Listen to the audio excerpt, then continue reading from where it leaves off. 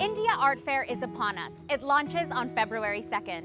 Ahead of the fair, we thought it would be good to sit down with some of the people who have been influential in the fair for its whole 9-year history.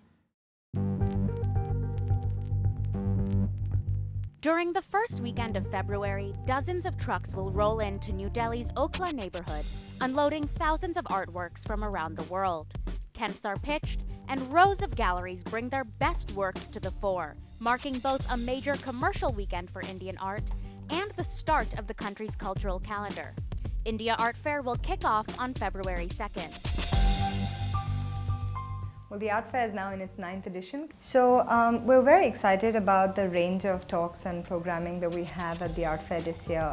The Speakers Forum is stronger than ever and draws some of the best names in the industry from around the world and also from India. And there's a big focus on South Asia as a region.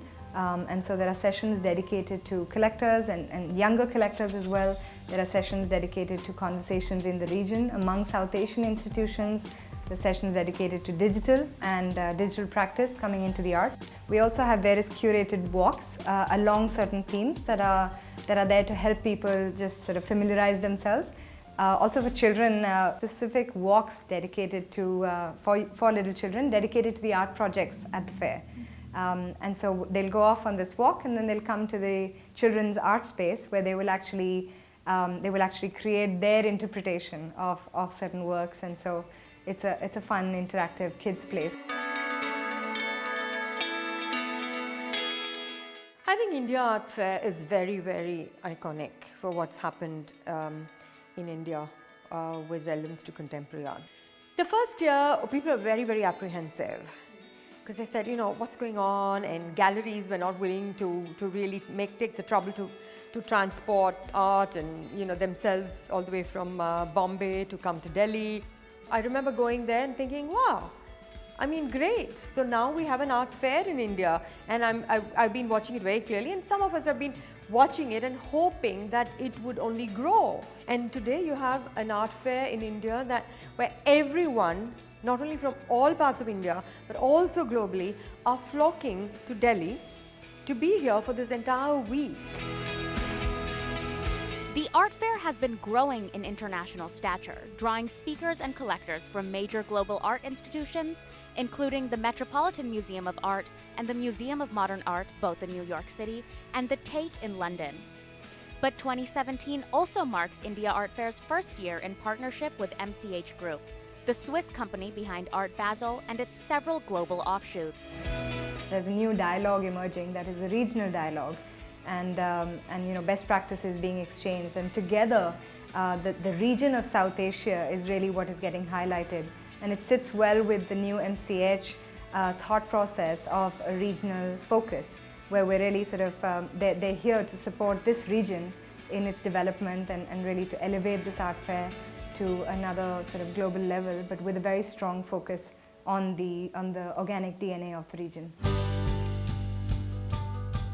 It is the only global platform we have in the country, other than the Kochi Biennale. It kind of, both sides get a push of more people, more interest, more press, everything, and people kind of make it a point to come in the Biennale year. So I think this is a Biennale year, so I'm very excited because more people come, more international directors, more museums, more collectors, more people interested in South Asia, journalists. So I think we definitely get a more stronger kind of outlay globally. Indeed, the fair is a place to purchase artworks, and collectors flock to boost their store of modern masters and discover the hottest new contemporary talent. So there are several kinds of collectors, as you are aware. The collectors who collect for the love of collecting, who don't care if the art actually goes up in value or not, because for them art is not a commodity. The second rung and the most popular kind of collectors today are investor collectors, who buy scientifically based on advice and so on. And then there are the young collectors who have budgets, but they're just entering the field. Now all these three are very important and very relevant for an art fair and for the art world. But this year's fair will come on the heels of demonetization, which led a risk-averse art market to see a dip at the auctions in December.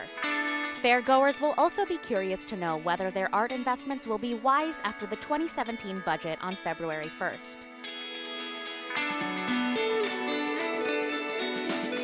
We're going to find out. Obviously, these sort of external shocks are never positive to any market, and it was, I guess, we wanted to kind of try to understand what it meant, and it may be, I mean, I guess it's still to be seen, we will see in 6 months' time, but that the demonetization, in a sense, yes, it caused a short disruption to the market, which probably was felt already at the sort of, latter end of 2016.